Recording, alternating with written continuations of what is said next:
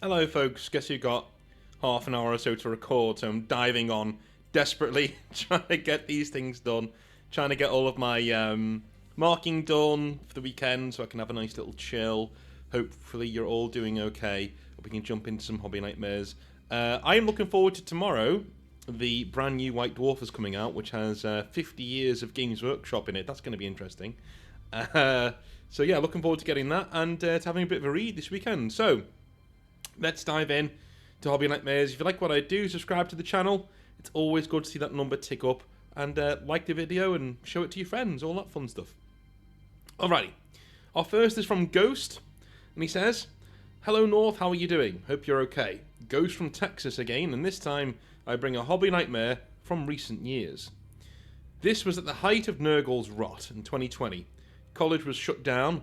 The radio stations that I worked for asked all employees to stay at home. I also worked for 2 restaurants at the time, and both shut down for, obvious reasons. My roommates at the time, Tom and Andy, were nerds, just like me. So video games, 40k, indie tabletop and board games, and D&D were my daily routine. You're so lucky.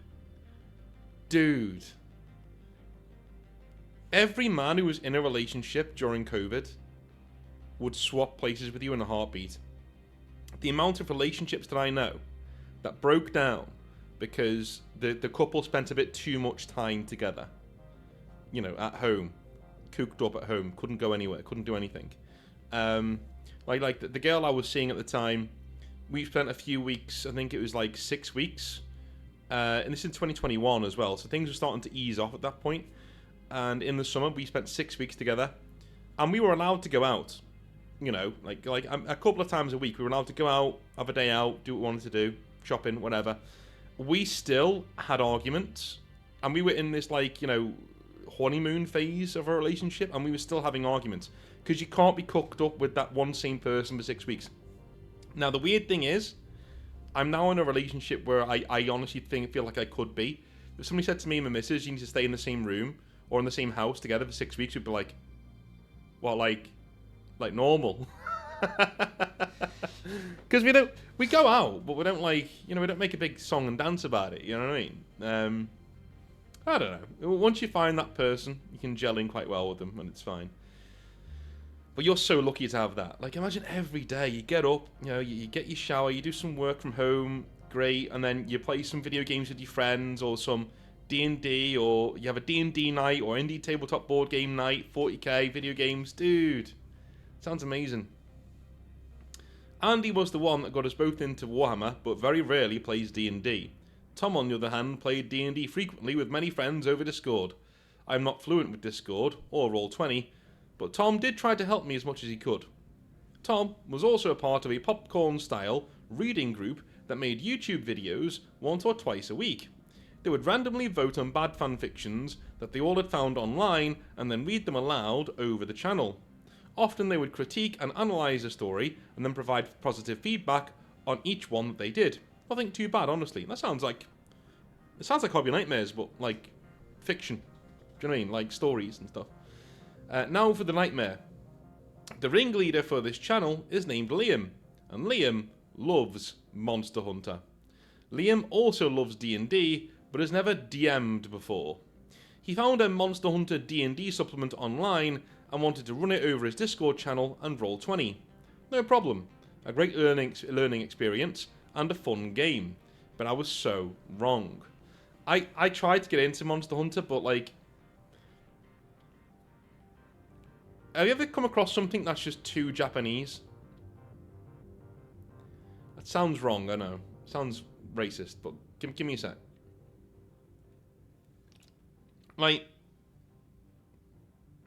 The minute the cat started meow talking and walking on its hind legs, I was like, yeah, I'm out.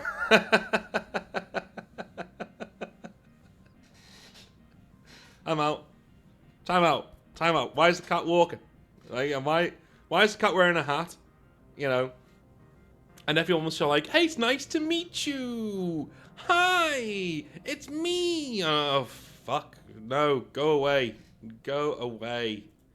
Couldn't handle it. No, that was just me. Just couldn't handle it. I won't lie, I was not the biggest fan of Liam upon first meeting him. The first time he came over to our apartment, he saw my Pyramid Head cosplay I was working on from Silent Hill, and began lecturing me for 30 minutes about how atrocious and vile the monster is because of what he represents, and how toxic of a person I have to want to be to cosplay him. Oh no. Thanks, dude. Listen, do you know the amount of freakish women who have a crush on Pyramid Head? There's a lot out there, okay? We're not, so not only us who are the sick ones, alrighty? Just saying. Not sure what that says about their psyche, considering what he's supposed to represent, right? But it's a cool character design. That's all it is. It's a cool character design. You know? I don't know. Thanks, dude. I didn't ask for your input in my own home on one of my favourite creatures from fiction that I'm putting together from my local haunted house, but there we are. Well, anyways, I was invited by Tom to join this Monster Hunter D&D game and made a giant Warhammer-wielding barbarian with the Sentinel Fleet, a powerful combat control option that grants 3 main benefits. Stopping a creature's speed to 0 after hitting them with an opportunity attack, provoking opportunity attacks against creatures that use the disengage action, and making a melee weapon attack against a creature that attacks a different target, all using your reaction to take control of the battlefield. Long story short, I keep monsters focused on me so others can hit it. Fair dues. Tom helped me create this character, and Liam himself looked at my sheet and said, "Yeah, this is fine, and that's cool for you to be the crowd control guy, I guess." I will admit I gave my character a little bit of an annoying voice, but I did try to talk very minimalist and act more so than talk. Okay, why? Why? I'm all for, like, acting in RPGs. Alright, cool. If your voice is annoying on purpose, why? Do you know what I mean? Why? If the answer isn't because it adds to my character or it adds to the roleplay, don't do it. You're just gonna alienate people and have them go, "Oh, this dude," right? I took this feat as I figured it was great for hunting big monsters and helping my party, not hee I will break the game or anything like that. Well, Liam took it as the quote version. Now get a sip of tea and maybe a biscuit, because this is how things go down. Session 1. The party are all called to go hunt down an iguana-type creature out in the forest. You get to fight this in Monster Hunter World, the video game, and it's also one of the first monsters you really go against.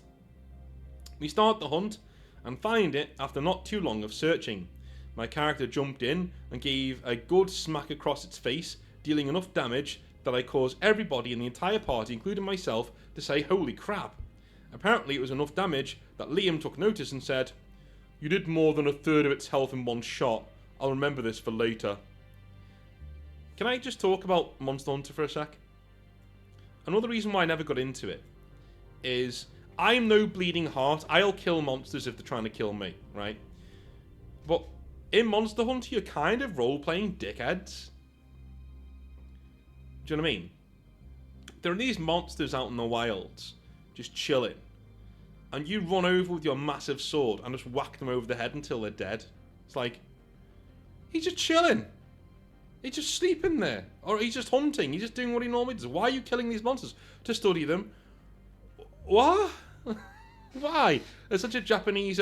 trust the Japanese, right? You know? People who go dolphin hunting and whale hunting and shit to be like totally okay with... I know it sounds bleeding heart and stupid. Trust me. I like Dark Souls, as in the worlds and stuff. You know, I like all that, no problem.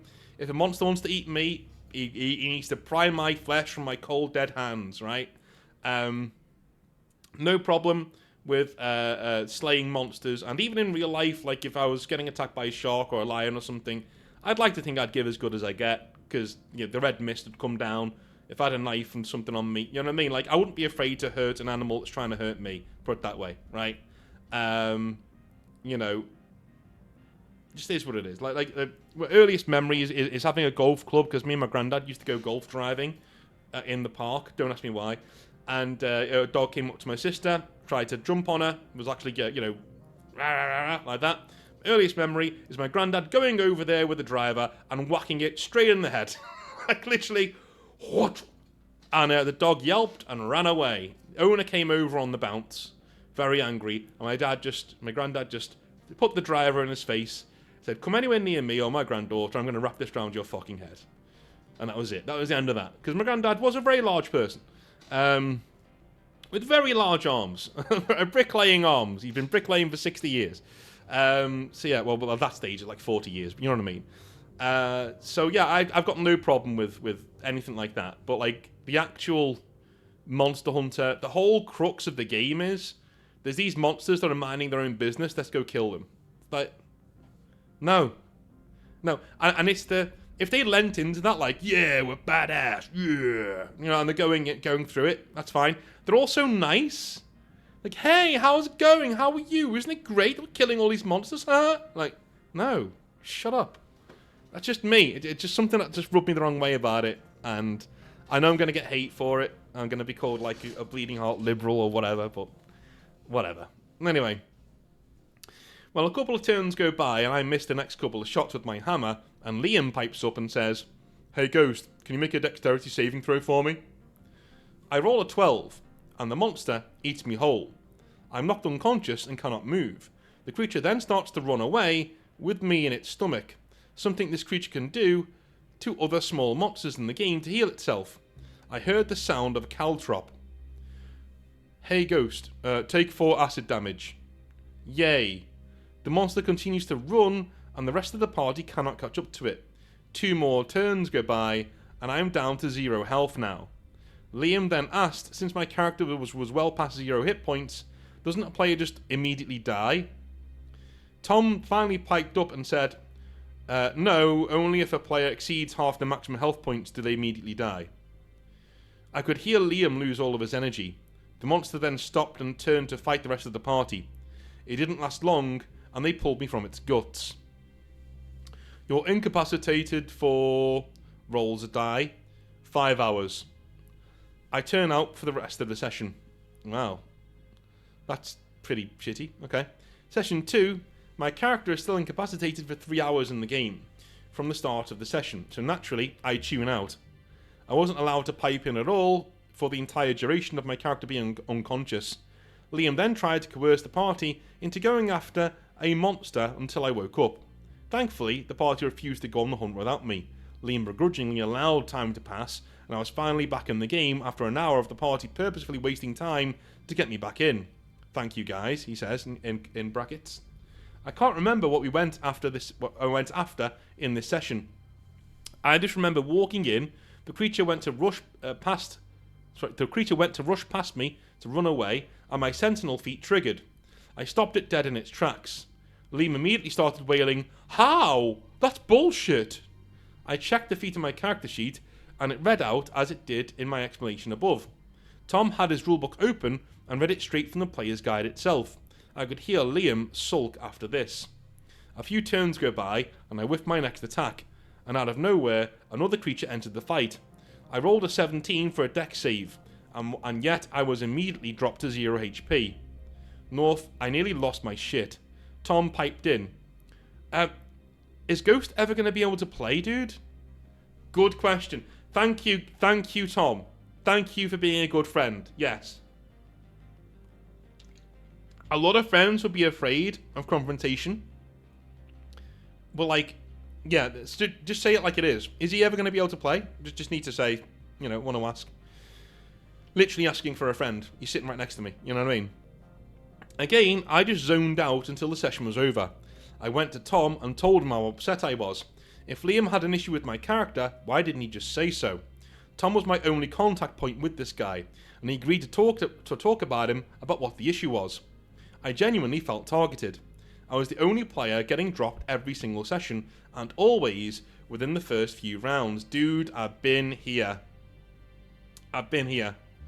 Like, there was a role-playing campaign years ago that I was on, and I think I've said this before, like, I was the DM mostly, and then we started playing games together, and I would be one of the players, and the DM just continually went for me. Like, I never killed his character when he replayed with me.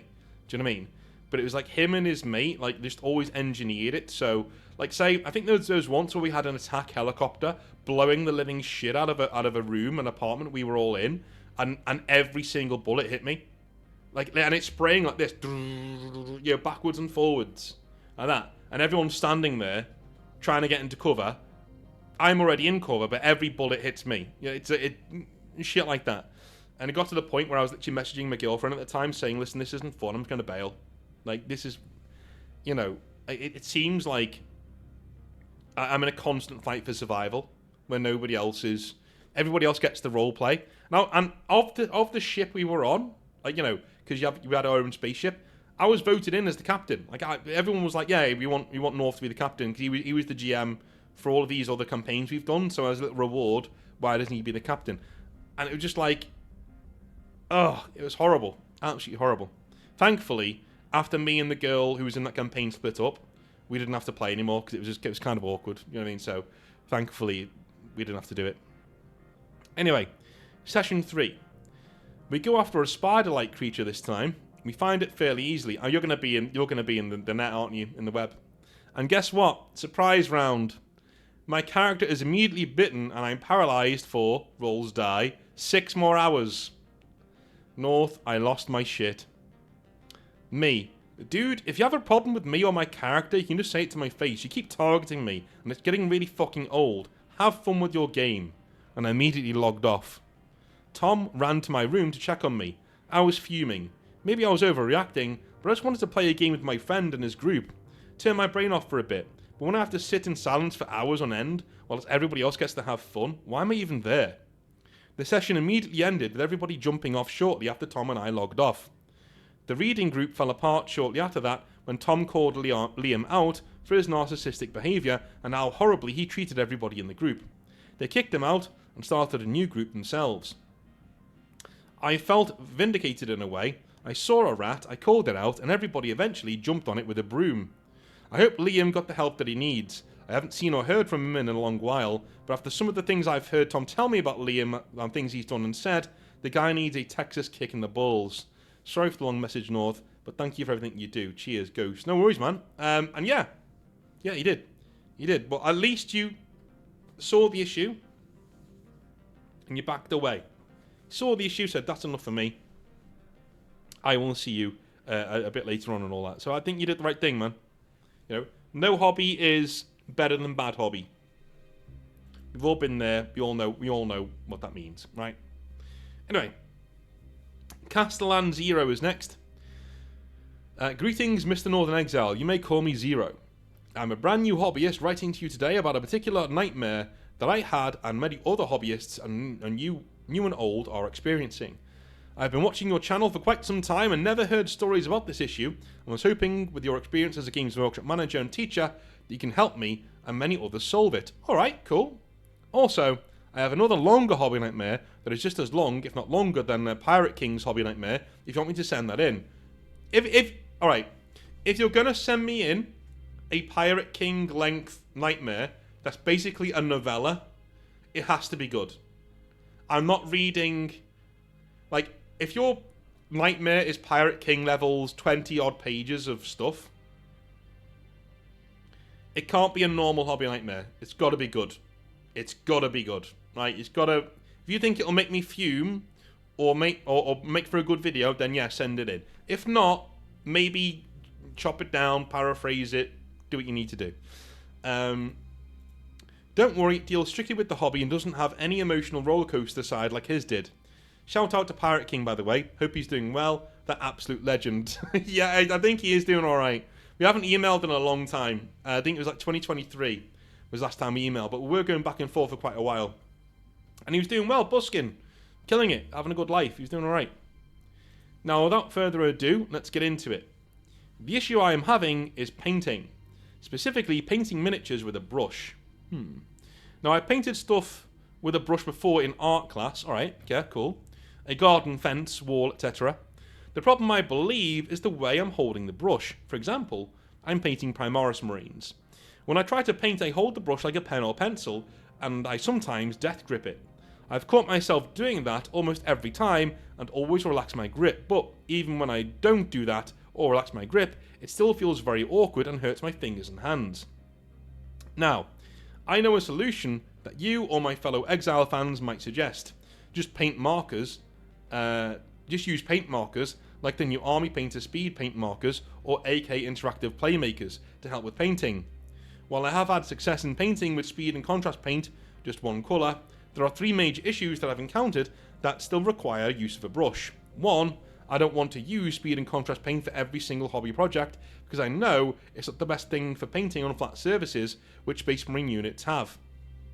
The second issue is that not all markers cover all the colours I want to use. There's no metallic blue or certain types of dark green available with the markers, only in paint pots. The final issue is that all paint markers I have seen all have large tips. That's what she said. And I can't fit it into the hard to reach places. That's what she said. Like under the arm or behind the bolter that's pressed up against the chest. One of the only ways to reach those areas is with a paintbrush. Please note if you have any advice on how to fix my gripping issue with a brush, or if you could do a video stream showing how to handle the brush while painting, I know that would greatly help me and many others in our hobby journey. Thanks to the channel and all you do. Cheers. Okay. Alright. He says, I hope I don't flip my truck when you read this out through excitement. Well, okay. You know, I can do it. I can do it here. Look. Right. Alright. Let me make myself bigger. That's what she said. Well, that's what he said, really, wasn't it? Alright. In the middle. Oh my god, look at me. Right, okay, so, let's say Monsieur Space Marine. Let me switch the light on. Monsieur Space Marine. Brush. Look at what I do. Right? We paint, generally. Right, this is me. 2 fingers to steady, thumb on the bottom. Not very hard. And that's where we are. Right? That's it. That's it. This is generally all I do. Now, what I would invest in, rather than doing anything that you're handling with this, I think you're looking at the wrong hand. A lot of people, when they're learning how to paint, they will think it's all in the hand, right? It's all this, right? This is normally my way of handling a brush. And doing it like a pen is fine. It is generally fine. There's nothing wrong with doing that. The issue is, well, you're looking at the issue in the wrong way. It's this hand you want to be looking at, right? The hand that's holding the miniature is what you want to be looking at. I would invest in one of the miniature holders, like a nice big holder that goes underneath. So, you know, you can actually get into all the parts, all the cracks and crevices. You can actually turn it over, things like that. Another thing I would do, I've seen people do this, is they clip the part off the miniature first. They then stick the parts of a miniature with some blue tack onto a brush or handle, whatever, and then they'll paint it. Until it's done. Then they'll put it aside. Right? So the Marine is basically painted piecemeal. Then they glue the guide together. That can be a good way to get into the cracks and crevices that you're not too bothered about. I don't really do that. I don't care. You know, like look at my blade guard here. Like my blade guard, you can't get to his chest. I don't give a shit. Like it's fine. You just whatever. It's all good. But generally, that's how I paint. That's how I paint. I paint like this, right? Like that. You know, and never have I wiggled my fingers at a camera as much as today. But there we go. And generally, just I don't know why I'm doing this. Like, yeah, I normally paint. This is how I normally paint, right? So if you're doing what I do, you're not doing it wrong. You're not doing it wrong. Look at your left hand, not your painting hand. Your painting hand is for precision, right? Your left hand, the hand that you're holding or steadying the model with, that's the hand that will take off a load of the work that's on your painting hand. Why? Because you can hold it in certain areas to get to the bits, to get to the crevices, to make sure your brush strokes are all nice and even, that kind of a thing. These are techniques you pick up by doing. The other thing I would do is stop being so hard on yourself, dude. Like, you know, you're not painting wrong. Unless you're hurting yourself, you know. You can actually get quite a good grip on your. I would suggest anything by there's Vallejo, any one of these. Look, see these? Okay. This nodule in the middle. Anything with that on it, right? As a little guide to where you're supposed to put your hand. That is a good. If you put your hand there, you don't need to grip the brush like, really, really hard. You can actually just hold the brush normally, paint away, and you'll be just fine. This is what it is. But make sure you're holding your model with a handle so you can get into all the cracks and crevices. Maybe paint them piecemeal. That might be a better thing to do for you, is to paint them while... Some people paint them whilst they're on the sprue. They'll undercoat the sprue and then paint them while on the sprue. And then clip them off the sprue and paint the bit that, you know, is grey because you've just clipped off the sprue. And it works just fine. It works really well, in fact. So that might be something to do as well. So you get yourself a sprue. Do I have one here? Well, I've got a sprue, but there's nothing on it. Yeah. Get yourself a sprue, undercoat it, and paint them on the sprue. Then, you build the model. Because this gives you a lot of control as well, like having a sprue just there to paint stuff on. I've known people to do that. It's kind of like, in my opinion, it's kind of like, Joe, when you're making a cup of tea and people say, leave the tea bag in when you pour the milk in. Or no, take the tea bag out before you pour the milk in. You know, they are completely opposite sides. They're alien to each other. But maybe for your needs, maybe you should try doing that. Because it does, painting in that way, either with a rather large handle holding the model that you're painting, or painting directly on the sprue, or painting one part that's glue tacked onto, like, say, another brush like this, right, on top. You put it on top and paint it around it. That does reduce a lot of strain on your painting hand.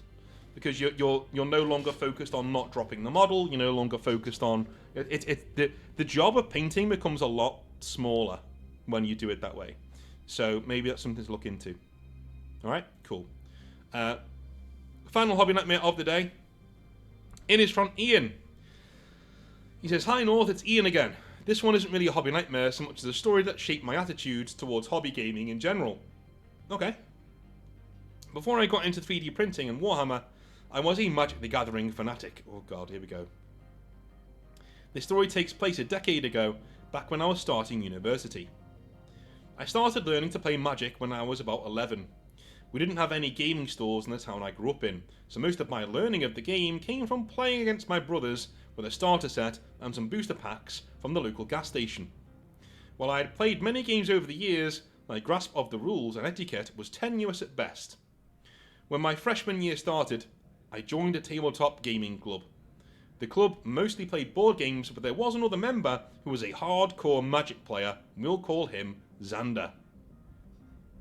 There's a few important me being a retard. There's a few important things to know about Xander. First, he worked at a gaming store in his hometown and had a massive collection of cards to work with.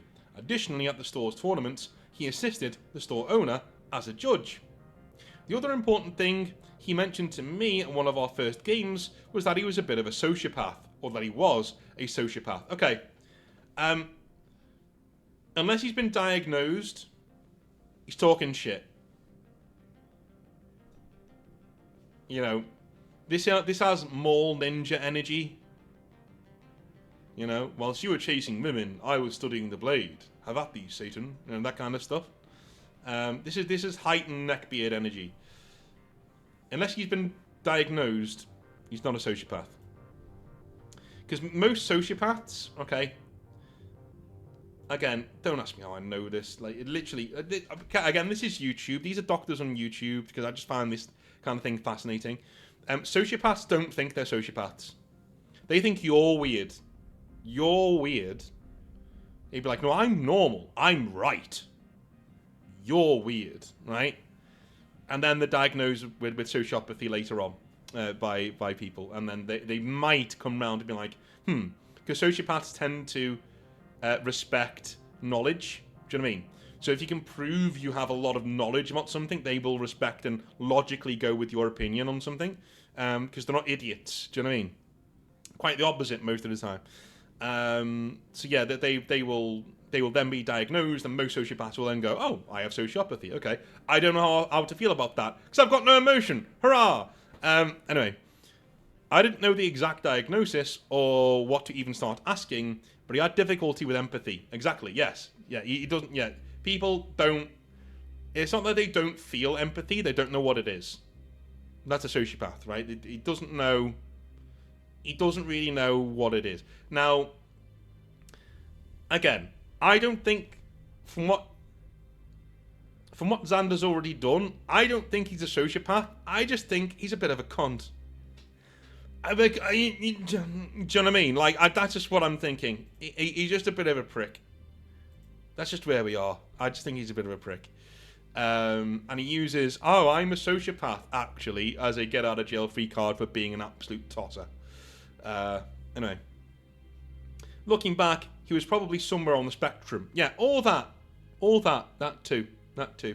Yeah, I've known people on the spectrum to say that they're psychopaths or sociopaths to cover up the fact that they've got this really mundane thing that's wrong with them, autism, right? Which nearly everybody has on some level. And instead of just accepting that and working on it, they try and give themselves this exotic thing that because they think it's cool to be a sociopath. It isn't. It's terrifying. I don't want to be around sociopaths. Why would you want to be? Don't get me wrong, you can function. Don't get me wrong, but like, I wouldn't want my daughter dating you. Sorry, man. Like, because one day, you're going to be like, do you know what? I want to get out of this relationship, and I've not taken my meds today, so I'm just going to kill her. You know? Why would I want to go through the heart? Why would I want to cause a heartache by breaking up with her? If I just killed her, she's dead. She's got no more issues. I'll just do that, right? That's the kind of thing they would think if you're an actual sociopath, right? And those are intrusive thoughts that never truly go away. They're always there. They're always there. I've only ever known one actual sociopath. But he was quiet. And he was very polite. It's fine. His smile never reached his eyes. And whenever you'd be in a group and people would joke, and he would laugh, and it'd be just fake. You know, you could tell it was fake. Until you took the piss out of him for actually being sociopathic, then he would actually laugh. Then he would actually find it funny. He'd be actually like, "That's really funny." Like, when you picked out his behavioural tics, because he was diagnosed sociopath. You know what I mean? So when you picked out his behavioural tics, then he would laugh, because he'd be like, "Okay, you caught me. That's really funny." You know. But like, he used to say to me, "Yeah, I've got no."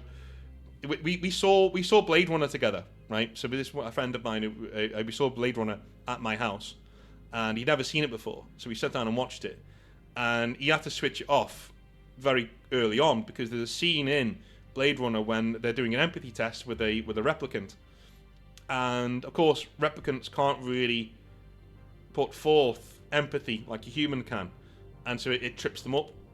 And when the guy was asking questions, you know, hypotheticals, you know, you find a tortoise on its back in the desert, what do you do, right? You know, most people say, well, turn it so it's the right way so it can go about its day. And obviously the replicant was like, what? Why? What? I don't know.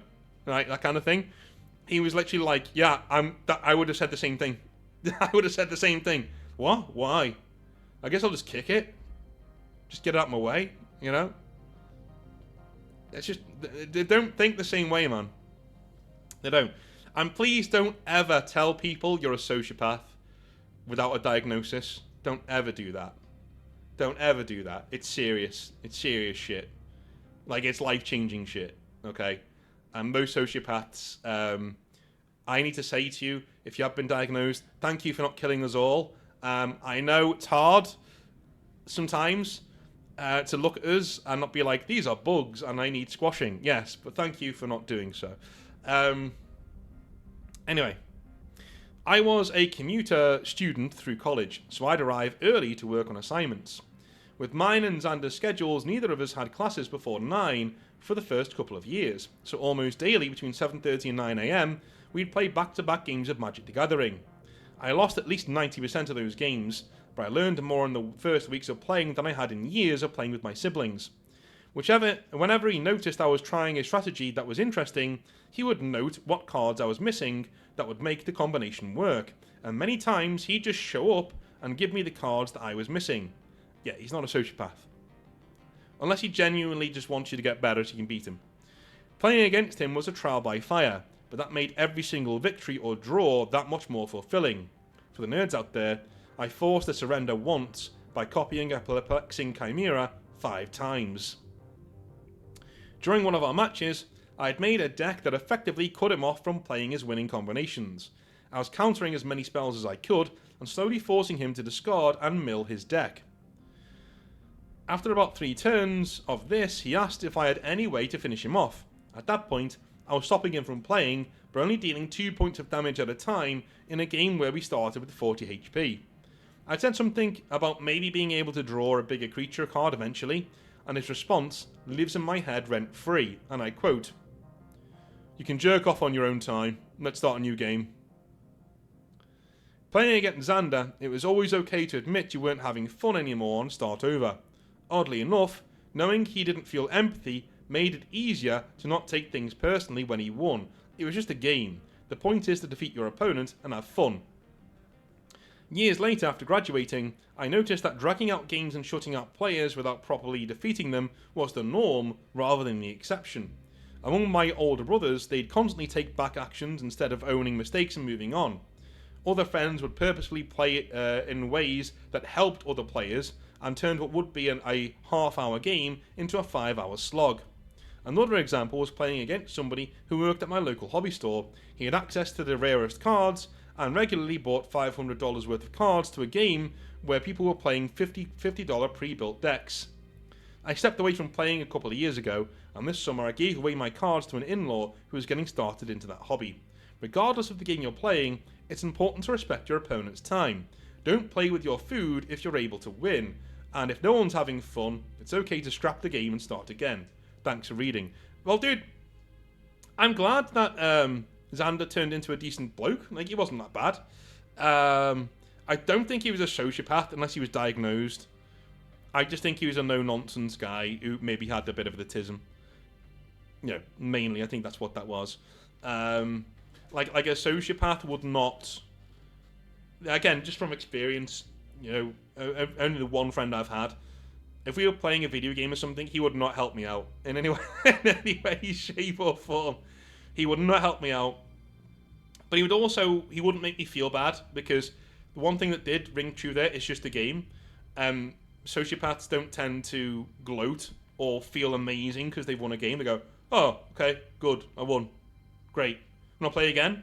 The process of playing the game they enjoy more than winning or losing.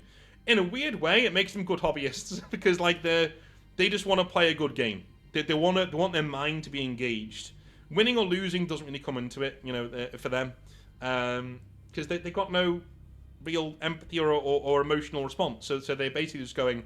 It's the mathematics of what's going on thrills them more than the actual result of, "Oh, I won a game, yes." No, the mathematics they're getting to there is what they like, you know. So anyway, have you ever known a sociopath in your life? Let me know what experiences you've had. I love you a long time. I will speak to you probably over the weekend for a bit of a stream, and I'll speak to you on Monday for some more hobby nightmares. All right, have a good one. Enjoy the White Dwarf. It should be a good one. It's out today.